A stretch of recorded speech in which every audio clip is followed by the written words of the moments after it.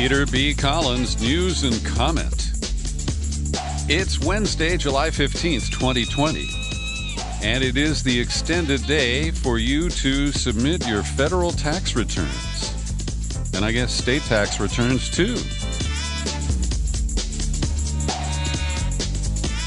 New details are emerging from Minneapolis in the sequence of events that led to the police killing of George Floyd back on Memorial Day.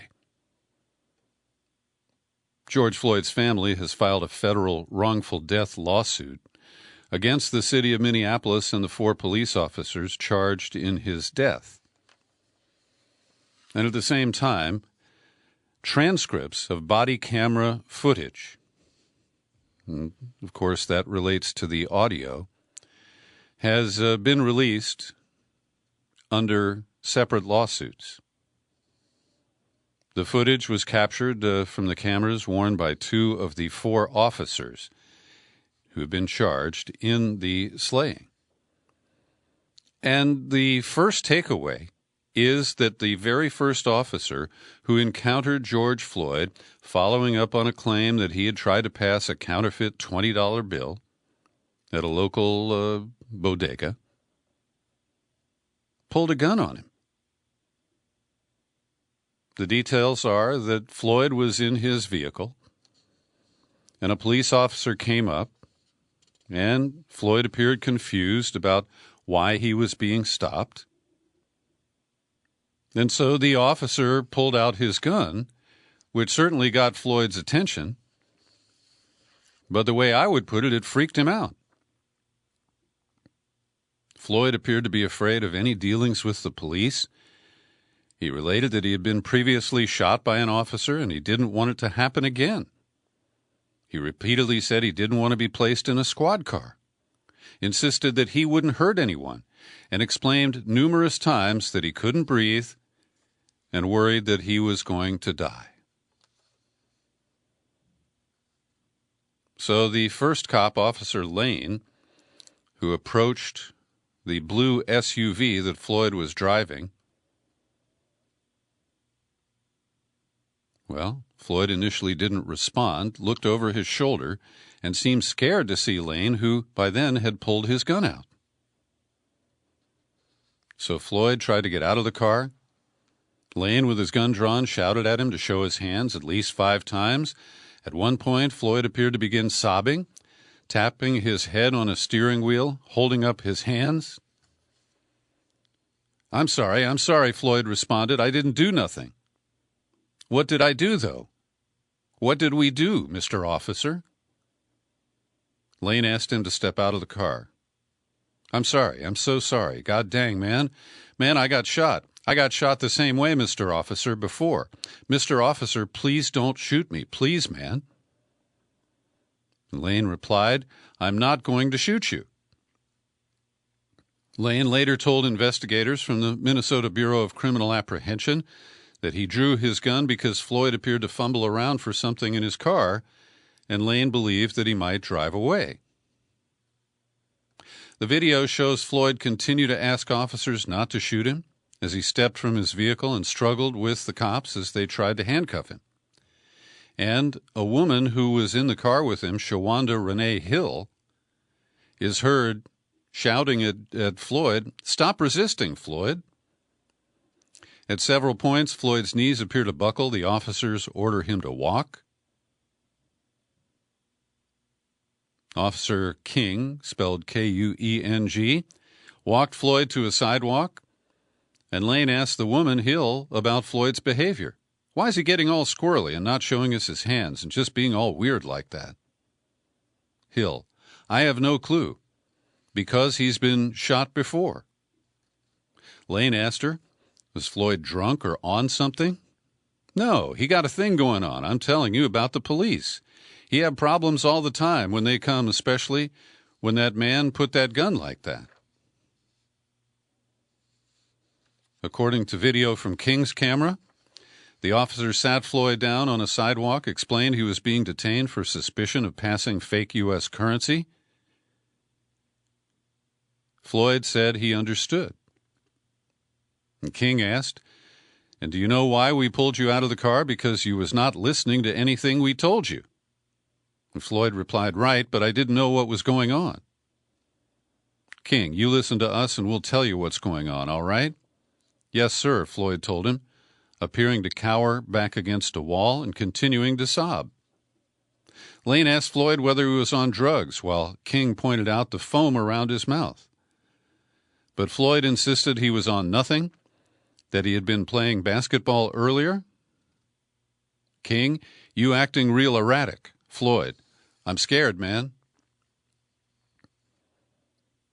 So the video shows Floyd twisting his body, pushing back as officers try to place him in the squad car. At one point, Lane walked around to the other side where he tried to pull Floyd, I guess, by the feet. By then, the two other officers, Chauvin, the guy who put his knee to Floyd's neck, and Tao, had arrived. Lane's body camera shows him trying to help push Floyd into the car, but Floyd, using his feet, pushes his way out to the opposite side of the car. So Chauvin appears to take charge at this point. As officers struggle to stand Floyd up, Chauvin asks whether he is going to jail. Get him down on the ground, Chauvin said. And as Floyd was placed on the ground, his blue sweatpants are pulled down, exposing black underwear. He appears to have lost at least one of his sneakers. His legs continue to squirm as Lane takes a position holding down his legs. King kneels at his back, and Chauvin pins his knee at Floyd's neck. Floyd's mouth appears to be bleeding after bumping his face inside the car, and Lane requested emergency medical help at that point. By then, Floyd had started to complain that he couldn't breathe. I just had COVID, man. I can't breathe. I can't breathe. Please, one of you listen to me. Now, the autopsy does show that George Floyd tested positive for the coronavirus. And this is the first I've heard of him letting the officers know that. As he called out for his mother, Chauvin told him, "You're under arrest, Guy." Then Floyd, all right, oh my God, I can't believe this, I can't believe this. Mama, I love you. Tell my kids I love them. I'm dead. Chauvin, you're doing a lot of talking, man. As the officers held Floyd to the ground, Chauvin asked the other cops whether Floyd was high. King told him they'd found a pipe on him. Floyd again told the officers he couldn't breathe. You're doing fine, King says. You're talking fine. Lane tells him to take a deep breath. Chauvin tells him to relax. Floyd, they're going to kill me. They're going to kill me, man. Chauvin, takes a heck of a lot of oxygen to say that. So then comes this period of 8+ minutes where Chauvin places his knee on the neck of George Floyd. Officer Lane tells Chauvin he's worried about excited delirium, a term used by medical examiners to describe the sudden in-custody death of people who might be under the influence of drugs or in an agitated state. Chauvin, that's why we've got the ambulance coming. Okay, I suppose, Lane responds. A few seconds later, Floyd's legs stop moving. It's unclear if he's breathing. Chauvin had been holding Floyd's left hand, handcuffed behind his back, and both body camera videos show Floyd's fingers have become limp. Officer Lane tells Chauvin he believes Floyd has passed out. An off-duty firefighter on the scene pressed the officers to check Floyd's pulse, and King couldn't find one. Lane and King appear to ease their bodies off of Floyd's, but Chauvin keeps his knee atop Floyd's neck for 2 more minutes. A responding paramedic is seen checking Floyd's neck for a pulse, and a few seconds later, after being prodded, Chauvin stands up. And get this, Lane's body camera shows that he jumped into the ambulance and performed CPR on Floyd, a man he had just heard tell him he had COVID, for at least 4 minutes trying to revive him.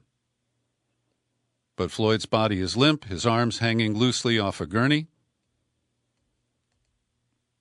There's no movement, even after paramedics continue to try to revive Floyd by a machine performing chest compressions.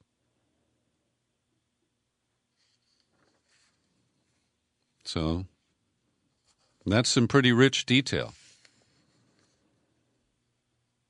It still offers no justification for the use of a fatal neck restraint by Officer Chauvin. It explains the agitated state of mind of George Floyd, and perhaps suggests a ugly flashback that was triggered by the very first moment when Officer Lane had brandished his weapon.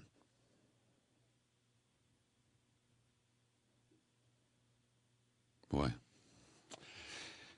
gives me chills. And these are not isolated incidents. Today, The Guardian, again, showing enterprise reporting in the United States, because I haven't seen this story elsewhere. They report on an incident from this past January in Phoenix, where a 23-year-old woman who's 5'2", very petite, Mariah Valenzuela, was pulled over by Officer Michael McGillis. And he would not say why he pulled her over, but he had announced on the radio that she had been in the wrong lane when he notified dispatch that he was pulling her over. And when she told him that she didn't have her ID available, he tackled her, slammed her to the ground, injuring her head, face, hands, and legs. He was abusive in his dialogue with her. Valenzuela, who's a young mom, says he grabbed me and threw me on my car and kept slamming my head. I was really afraid. It was dark and there was no one around. And get this. Phoenix Police Sergeant Ann Justice told The Guardian the department takes allegations of misconduct seriously and that Officer McGillis has no prior documented discipline. Only that's a lie. Because he's been involved in previous altercations where investigations led to no disciplinary action. So that is a narrowly phrased, the statement is he has no prior documented discipline.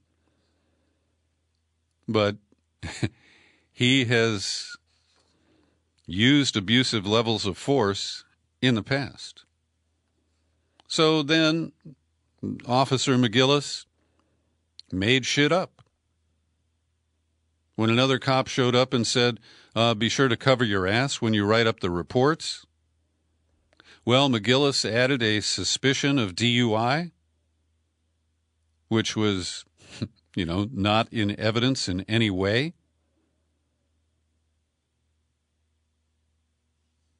And he called her a fucking dumb bitch, told her to shut the fuck up. Oh, I'm sorry. Let me be clear. That was in another incident where McGillis was the arresting officer. So this happens every day in the United States. Cops are a big problem. They're not the only law enforcement or criminal justice issue that we face. But I want to credit the New York Times, which I am often critical of today. They basically contradict the claims of the New York Police Department that it used restraint during the police operations during the George Floyd protests. But to contradict that claim, all you had to do was be watching TV at the time, and the New York Times is presenting 64 videos showing clearly these unwanted and excessive uses of force that I call brutality by New York cops during peaceful protests. I've linked to it in the show file for this podcast, and I encourage you to watch the footage. Some of it you've probably already seen. And now we come to news published in two stories at The Intercept today, based on information that was hacked and posted online by a group called Blue Leaks. They appear to be affiliated with Anonymous. And the first story reports that while Trump and other elected officials were pointing fingers at Antifa, claiming that they had, infiltrated peaceful protests to loot and riot and start fires. And under the byline of Ryan Devereaux, this article reads in part, but while the White House beat the drum for a crackdown on a leaderless movement on the left, law enforcement officers across the country were sharing detailed reports of far-right extremists seeking to attack the protesters and police during these demonstrations. Among the steady stream of threats from the far right were repeated encounters between law enforcement and heavily armed adherents of the so-called Boogaloo movement, which welcomes armed confrontation with cops as a means to trigger civil war. And we know the case of the military MP, Stephen Carrillo, here in Northern California, who is accused of shooting and killing a federal security guard in Oakland while the police were distracted by protests. Carrillo later shot and killed a deputy who was trying to arrest him in Santa Cruz County. So when you look at the communications that occurred with the so-called fusion centers, these were the entities that we were told were set up to protect us from dangerous foreign terrorists. And they are being used to suppress the activities of First Amendment protesters in this country. And the article cites Michael German, the former FBI agent who we've interviewed here. He said the materials that he saw are rife with examples of law enforcement intelligence being politicized in ways that endanger both protesters and police. He said, here we're seeing the politicization of counterterrorism reflected in intelligence documents that are going out and are intended to inform state and local law enforcement on the ground. What you see is a strange sensationalization of the Antifa threats, and that doesn't exist when looking at the Boogaloo documents. So there's much more in this article. It runs almost 40 pages. I've linked to it in the show file, and I hope you will take a look. Now, separately, under the byline of Micah Lee, more information coming from Blue Leaks, this on a website called DDO Secrets. And here we learn more about the fusion centers collaborating to share intelligence and prevent future terrorist attacks. A 2012 Senate review found that fusion centers have not produced useful intelligence to support federal counterterrorism efforts, and that's an understatement. But now, data stolen from 251 different law enforcement websites by Anonymous, mostly taken from the websites of fusion centers. And most of those websites were built by a single company from Texas. And unfortunately, from a security point of view, they are so similar that once the hackers figured out to get into one fusion center website, it was easy pickings on the other 250. Now, I don't support the doxing of police officers. I don't particularly want to see this information go public. I don't want to see harm to individual cops or their families. But it is insidious that the entities that are set up to try to protect us from terrorism, that are improperly being diverted to monitor the efforts of peaceful protesters, for the most part they're peaceful, and that they don't have adequate security to protect their own data. It's just a criminal comedy of errors. I also want to recommend, I've linked to this article from Consortium News today. Craig Murray the retired ambassador of Britain to Uzbekistan, I think. I'm sorry, I don't recall exactly. He, of course, is an ally of Julian Assange and WikiLeaks. And in a lengthy article today, he makes an important point that during the first week of the proceedings in the extradition of Julian Assange from Britain to the United States, the lawyers for Assange laid out their case. They provided documents for the defense. And then the trial was put on hold because of COVID.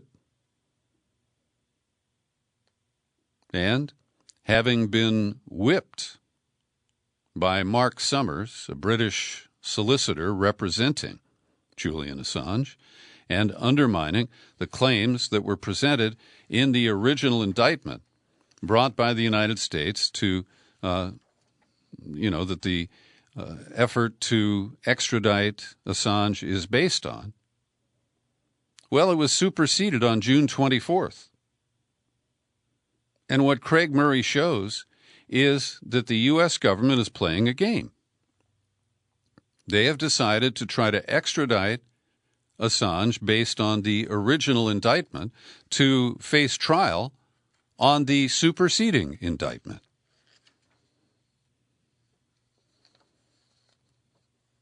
And Craig Murray writes, "It appears they are content to allow the extradition hearing to go ahead on the old indictment when that is not in fact the indictment which awaits Assange in the United States. This is utterly outrageous.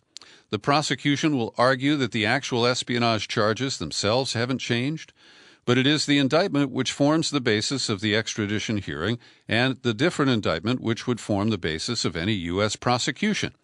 To have extradition decided on the merits of one indictment when the accused actually faces another is an outrage.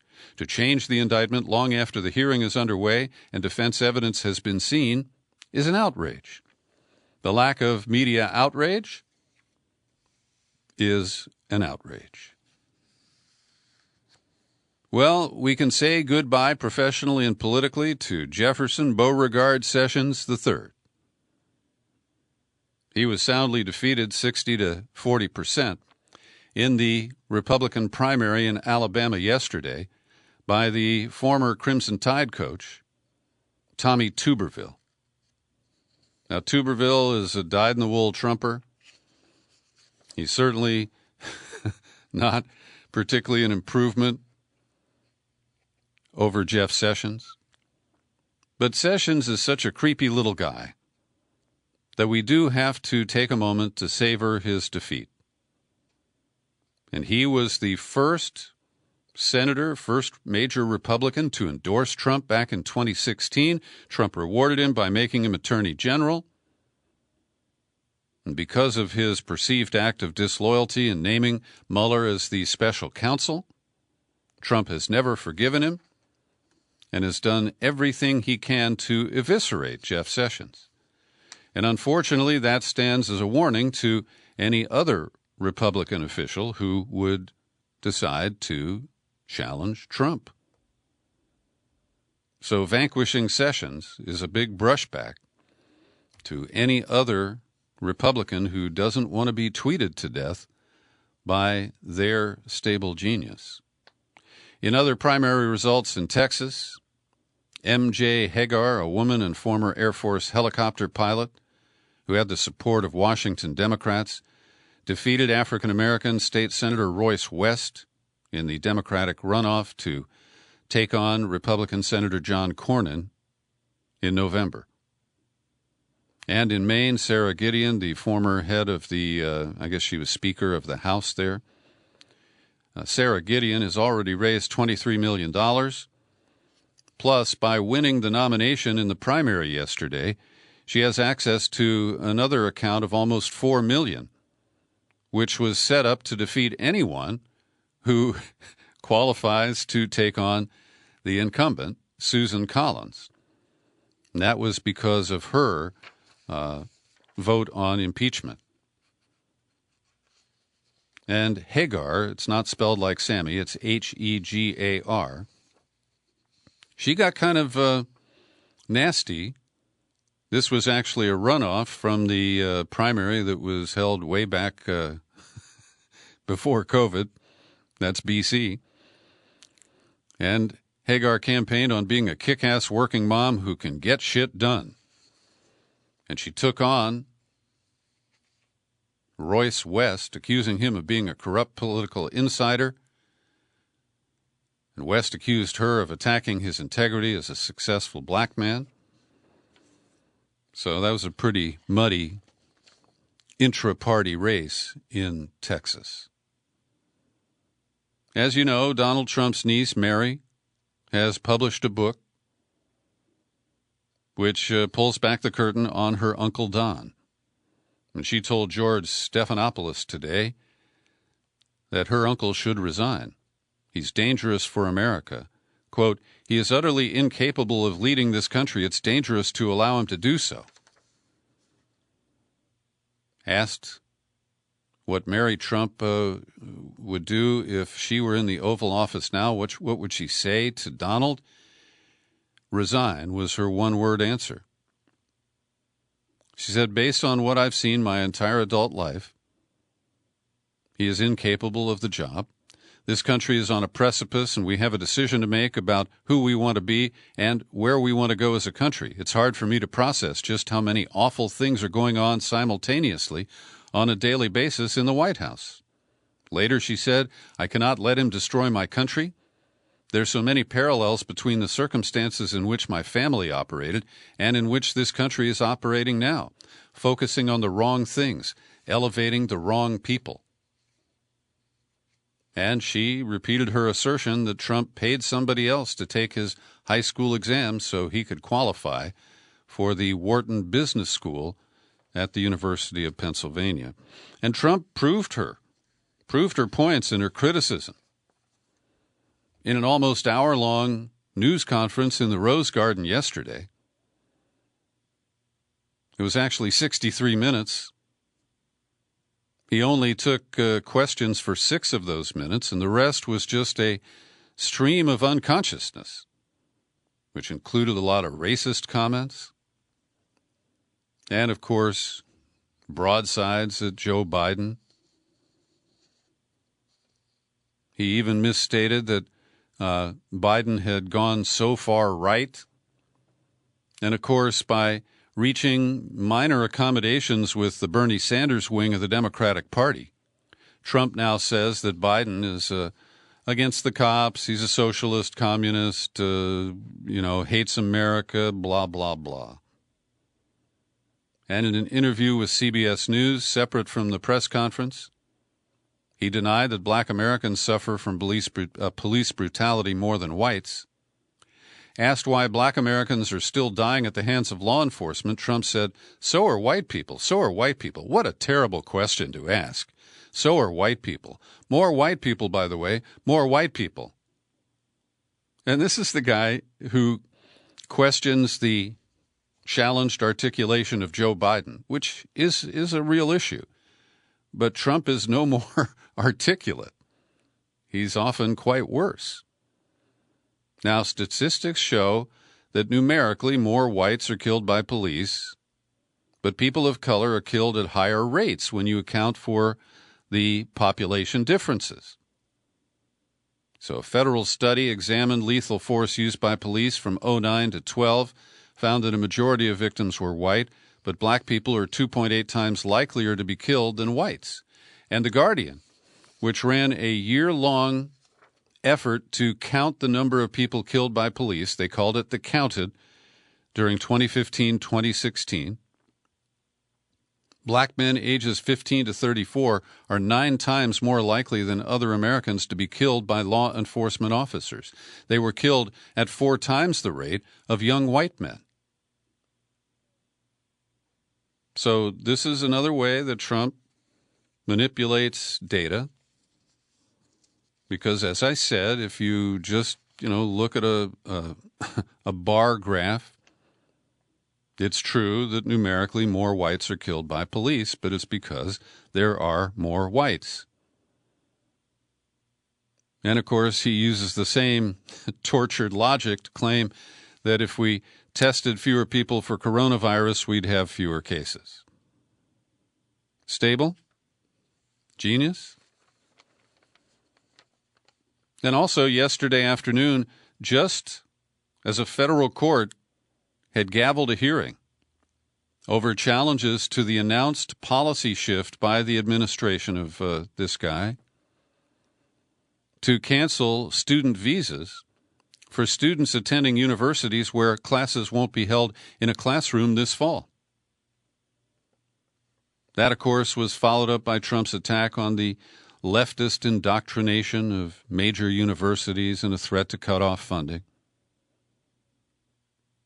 But in the courtroom of U.S. District Judge Allison Burroughs in Boston, where Harvard and MIT had sued over this last-minute policy, it was announced on July 6th. It was due to go into effect, I believe, tomorrow. And at the last minute, the government said, never mind. Case dismissed. Well, actually, they left the cases in play in case the policy is changed again. And as expected, the Supreme Court, which claimed that Trump is not above the law, but left him with many opportunities to game the system to prevent the release of his tax returns to a grand jury in New York City and its district attorney, Cyrus Vance Jr. Oh, yeah, they have filed new motions to try to prevent the release on pretextual grounds. Gosh, I'm going to praise the New York Times twice in one day. They published a story listing, and this is not like a BuzzFeed listicle, the 100 environmental rules that have been rolled back or just completely eviscerated by the Trump administration. And you remember, during the campaign, Trump promised to get rid of 2 regulations for every new one that is put on the books. Only there haven't been any new regulations, particularly in the environmental area. And the EPA and the Interior Department have been just working overtime to erase regulations that are opposed by business. And let's just look at the big scoreboard. Related to air pollution and emissions, 19 rollbacks completed, 8 are still in progress. Issues of drilling and extraction, 11 completed, 8 in progress. Infrastructure and planning, 11 completed, 1 still underway. Animal regulations, 11 completed, 1 remains. Toxic substances and safety, 6 have been completed, 2 are in process. Water pollution, 4 have been completed, and 7 are underway. And if you can stand it, I'll just list for you it's hardly a list of things in any order of priority, but here are the first 10 on the New York Times list. Weakened Obama-era fuel economy and greenhouse gas standards for passenger cars and trucks. Revoke California's power to set stricter tailpipe emission standards. Withdrew the legal justification for an Obama-era rule that limited mercury emissions from coal power plants. Replaced the Obama-era Clean Power Plan, which would have set strict limits on carbon emissions from coal and gas-fired plants, with a new version that lets states set their own rules. They canceled a requirement for oil and gas companies to report methane emissions. They revised and partly repealed an Obama-era rule limiting methane emissions on public lands. They loosened a Clinton-era rule designed to limit toxic emissions from major industrial polluters. They revised a program designed to safeguard communities from increases in pollution from new power plants. They amended rules that govern how refineries monitor pollution in surrounding communities, and they weakened an Obama-era rule meant to reduce air pollution in national parks and wilderness areas. It's dizzying how much damage this wrecking crew has been able to do. Yesterday, we reported on the determination to resume executions at all costs, and the execution of Dan Lee that occurred about 8 a.m. on Tuesday morning after all-night wrangling and intervention by the U.S. Supreme Court and a 5-4 decision that the execution would proceed.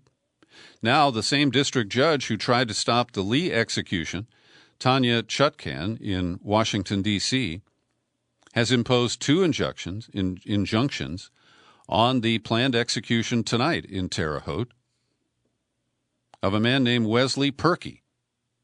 And I told you about Perky the other day. He has Alzheimer's, advanced.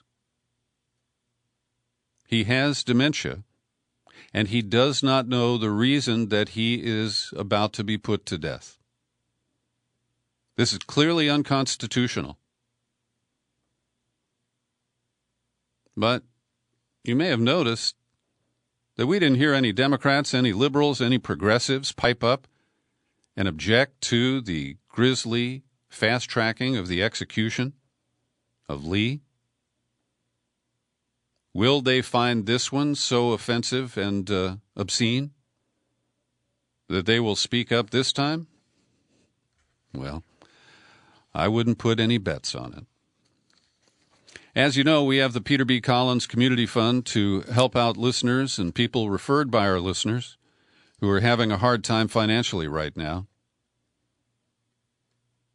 And I'm going to be mailing out a check today to Catherine in the Sacramento area.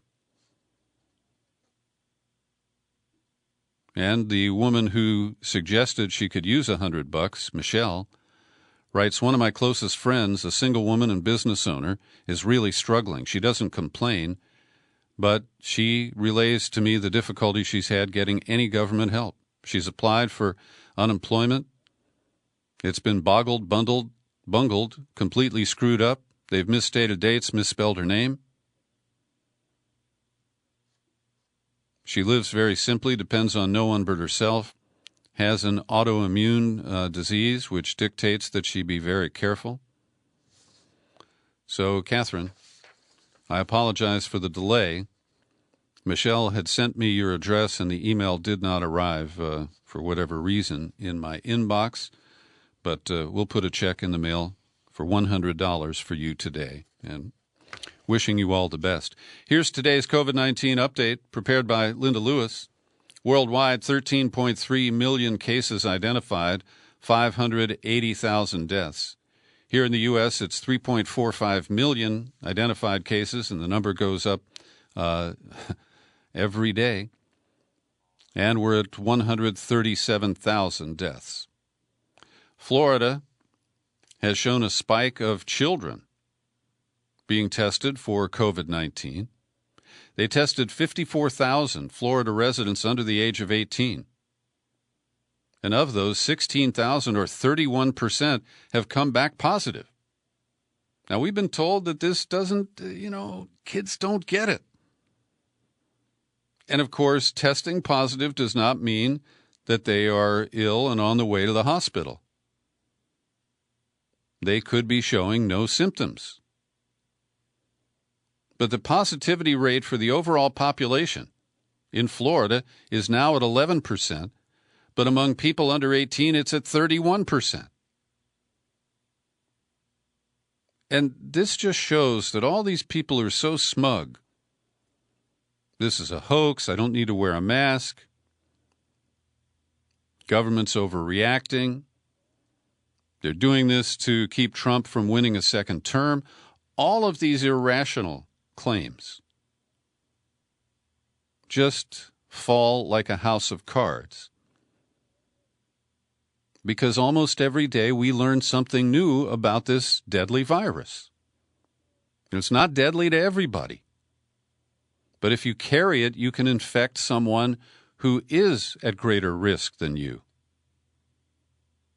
And I just see so many of these smug and selfish people who are willing to take risks with the lives of others. Next up, Linda notes, Johns Hopkins Coronavirus Resource Center offers timelines for each state that show how social distancing measures may have influenced trends in cases and deaths. And if I remember, I'll put up a link to that in the show file for today's podcast. The U.S. is doing almost as much testing as experts had predicted, and it's still far from enough given our enormous caseload. Quote, in the light of the ongoing spread of COVID-19 in states across the country, many labs are now receiving more test orders than they're able to process in a single day. We've urged ordering providers to prioritize testing for those most in need, especially hospitalized and symptomatic patients. That's Julie Connie, president of the American Clinical Laboratory Association. And Linda adds, that means we're nearly back to where we started in March when tests were limited to the sickest patients. And I have a friend who has been concerned about her health. She took a COVID test on Sunday, and here it is Wednesday, and the results are still not back. And I'm in an area where, the system, the healthcare system is not overwhelmed so far.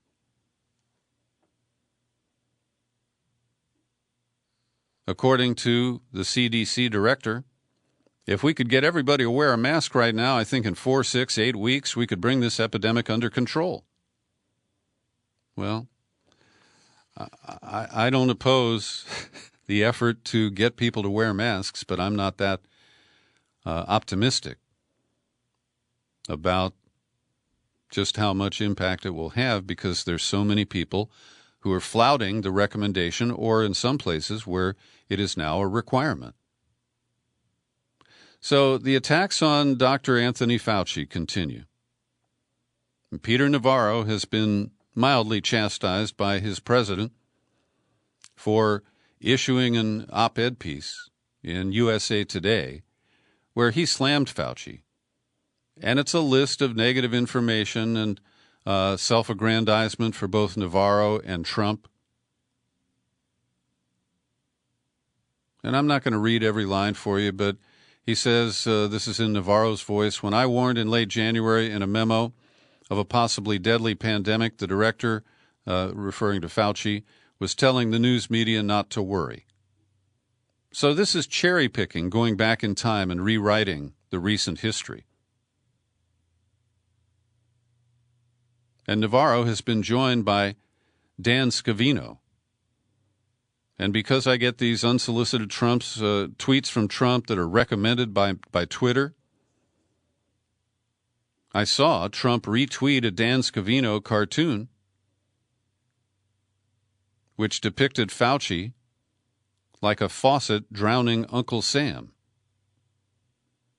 with water drops labeled with mock public health warnings like, schools stay closed this fall, shut up and obey, infinite lockdown. So Fauci's kind of had it, and he ought to, get more balls. He really does. I mean, what's the worst, at age 80 that Trump's going to fire him? So Fauci said in an interview with The Atlantic published today that the country needs to focus on a surging virus rather than these games that people are playing. We've got to almost reset this and say, okay, let's stop this nonsense. We got to figure out how can we get control over this now, and looking forward, how can we make sure that next month we don't have another example of California, Texas, Florida, Arizona. He went on to say, I can't explain Peter Navarro. He's in a world by himself, so I don't even want to go there. I sit here and just shrug my shoulders and say, well, that's life in the fast lane. Well, Fauci, really, I think you need to get more aggressive and not only defend yourself, but stop the political way that this virus and the pandemic are being treated.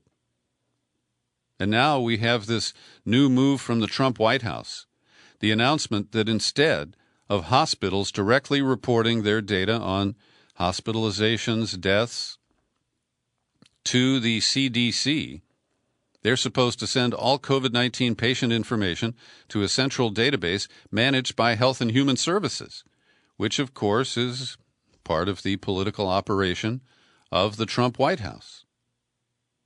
The new instructions were posted recently in a little-noticed document on the HHS website. Now, it's possible that this, is benign. But it appears that the information is going to be gathered and placed on a website that's not available to the public or the media. And this appears to be Trump's way of controlling the numbers that just make him so unhappy and angry. And if he can't cut testing in an effort to reduce the reported number of cases, then he'll just find a way to sequester that information. So HHS says that going forward, hospitals should report detailed information to the new centralized system managed by Teletracking, a health data firm with headquarters in Pittsburgh. Senator Patty Murray, Democrat of Washington State, she's the ranking member on the Senate Health Committee, has raised questions about the contract with Teletracking, calling it a non-competitive multi-million-dollar contract for a duplicative health data system. And Linda adds, in my report the other day, I discussed how a FEMA office was set up to assure compatibility in emergency communications equipment and suggested that a similar office is needed for data communications. Potentially, its mission could be expanded to include compatibility of data communications because federal agencies share many kinds of data in addition to epidemiological data. But collecting and managing data should remain with agencies already tasked to do that. At Rush University Medical Center in Chicago, the hospital had 4 full-time employees reporting data to 4 different agencies.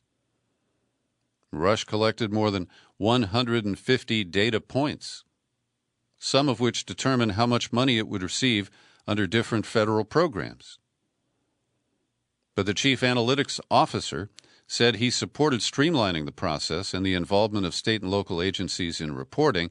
He's concerned that months into this pandemic, the U.S. still does not have an established system of collecting the kind of information needed to seamlessly move patients from a full hospital to one with available beds.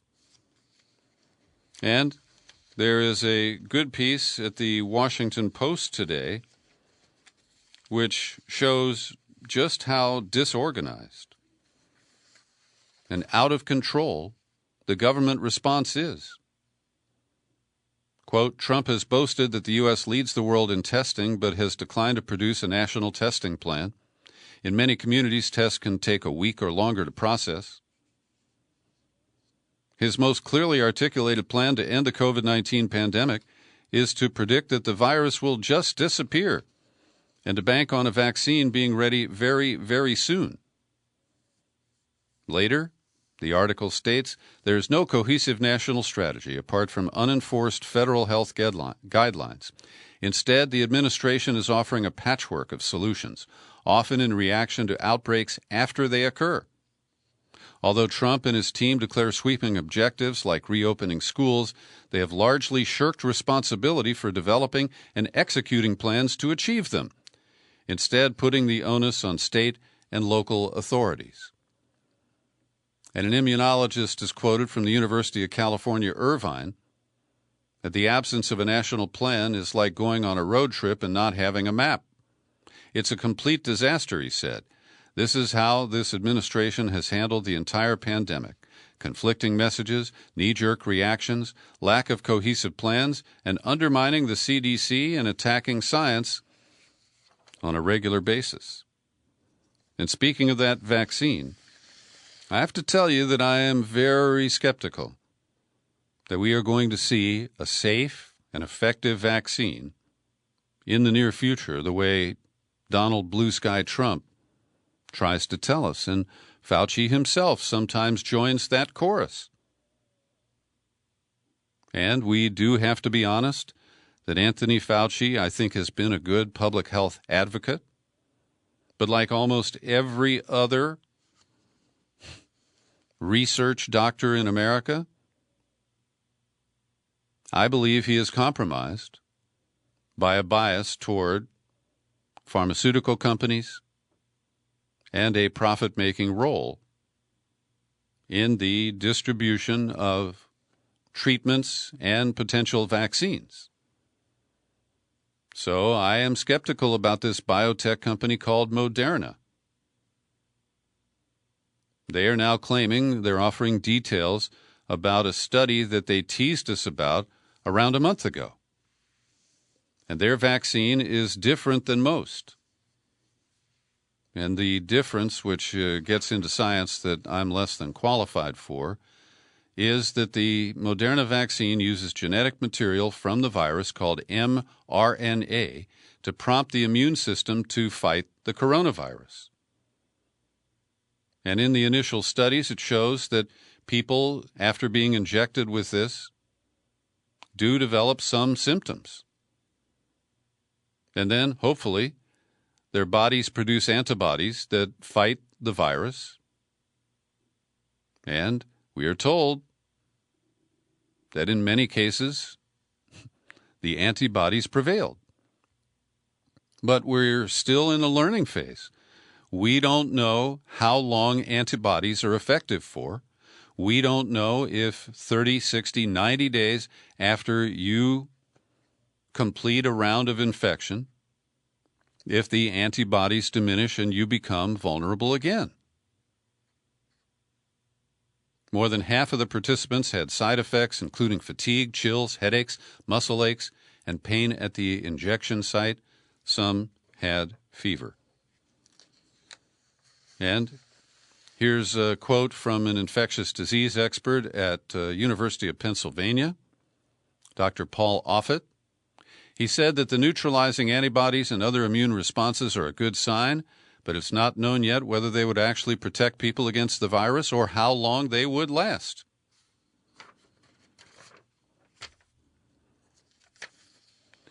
Okay. This is ironic. Kevin Stitt is the Republican governor of Oklahoma. He attended Trump's Tulsa rally. He was one of the 6,200 people in a 19,000-seat arena. He is the first governor, and this is a dubious distinction, to contract the virus, and he will self-isolate for 14 days, but he is not ordering masks being worn in Oklahoma at this point. And in an altercation that started when a man refused to wear a mask inside a store, a Quality Dairy in Windsor, Michigan. That's Windsor Township. A 77-year-old male customer spoke to Sean Ruiz, a 43-year-old white man who showed up in there without a mask. The male customer asked him to put a mask on. Ruiz was also refused service by the store. Ruiz works for the State Department of Transportation, by the way. During the argument, Ruiz allegedly pulled out a knife and stabbed the older man, then fled in a car. The police caught up with him. He got out and brandished a knife and a screwdriver, maybe two knives, and he was shot and killed by a female officer who claimed self-defense.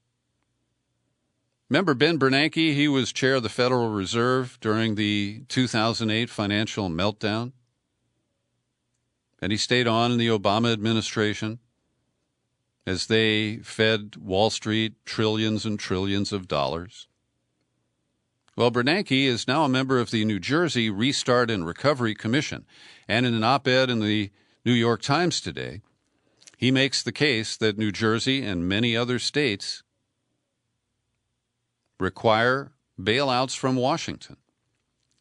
And this is a guy who was a deficit hawk. At one point, Bernanke was. But he says, look, New Jersey has a role as an employer. They have 1.5 million. Oh, excuse me. They don't have 1.5 million workers, but furloughs have already begun in New Jersey, and since February, across the country, state and local governments have laid off close to 1.5 million workers.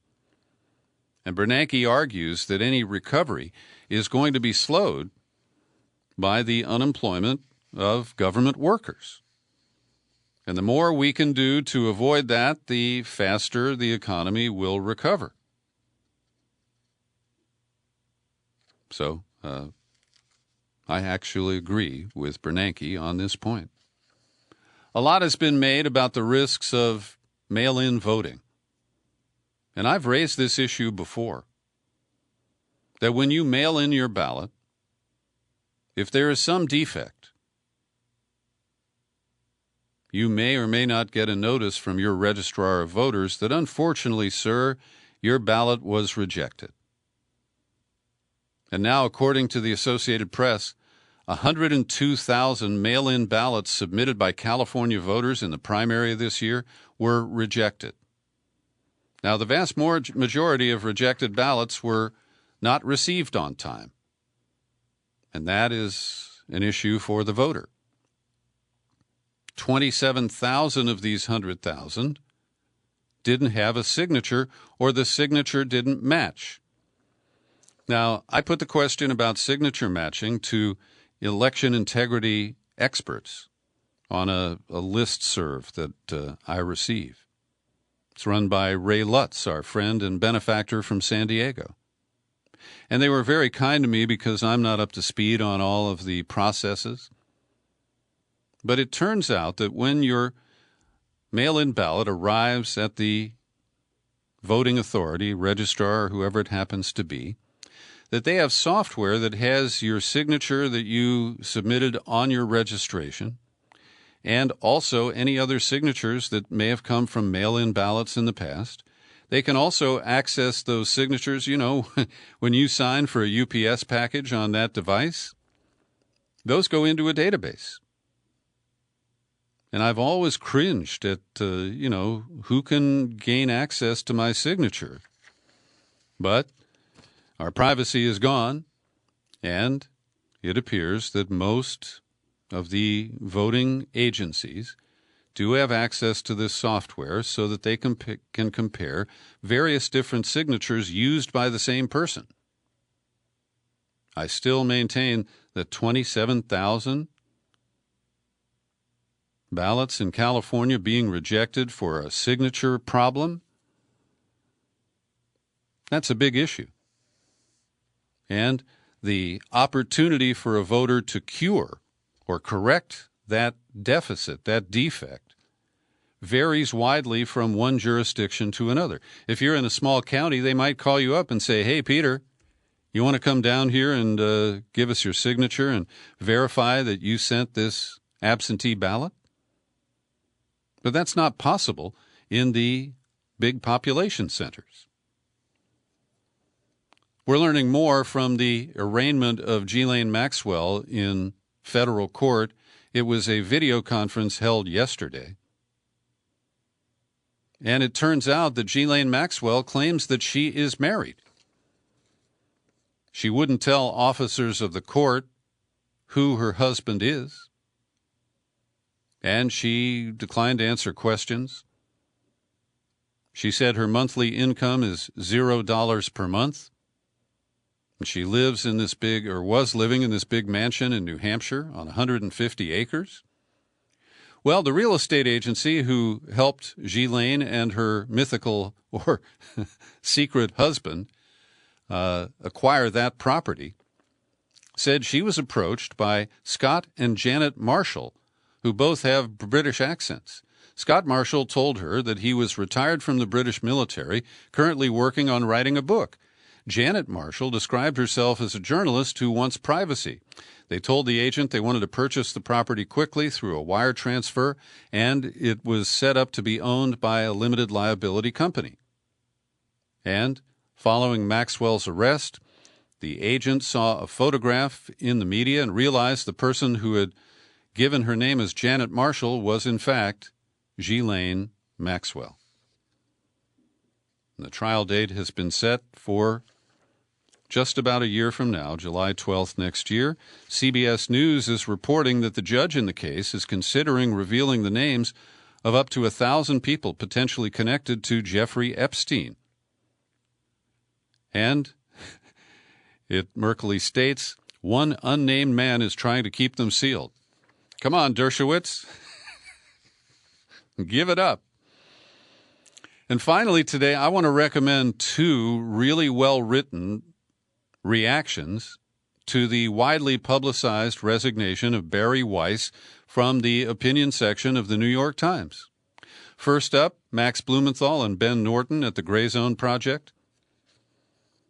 They note that she was recruited as a neocon to the New York Times by James Bennett after she had worked for Andrew Sullivan at the New Republic.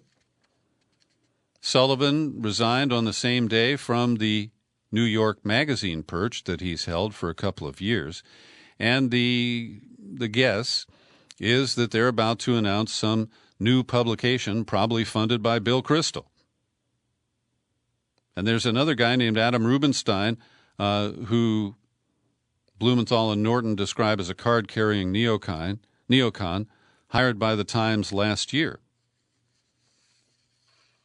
He also had a background with an outfit, let's see here, that was funded by Roger Hertog, a pro-Israeli businessman, during the time when Sullivan was the editor at the New Republic.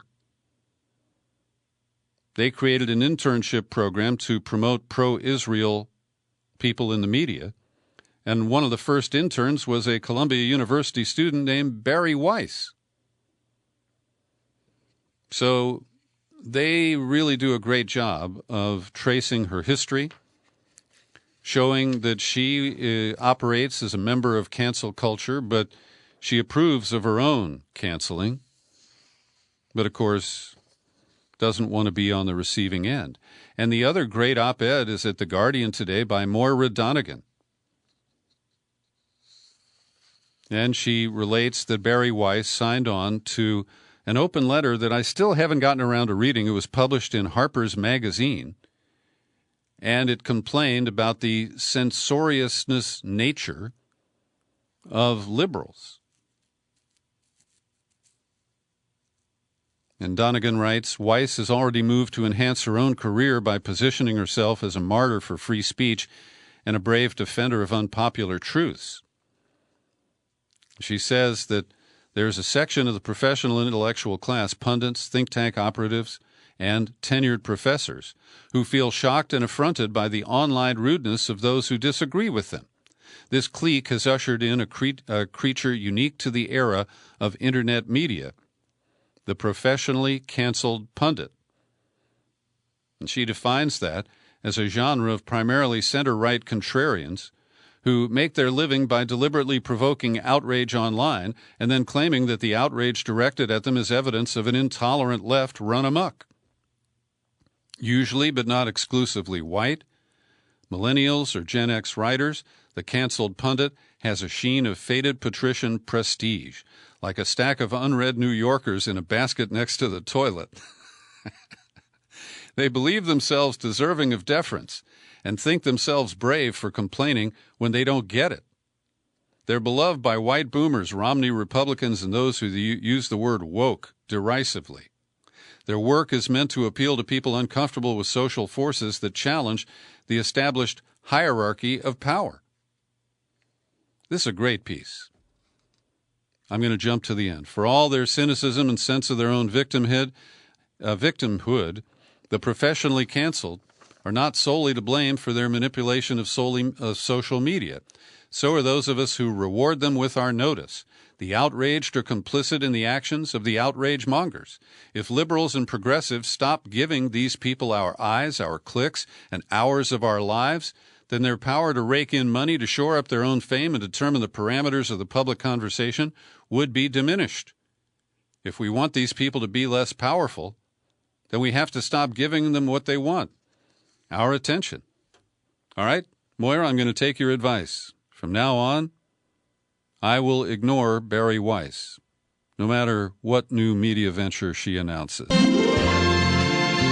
Thanks for listening to my daily news and comment podcast. You're free to share it all over the place, including with Barry Weiss, and you'll find it on YouTube. I'm Peter B. Happy trails to you until we meet again. Happy trails.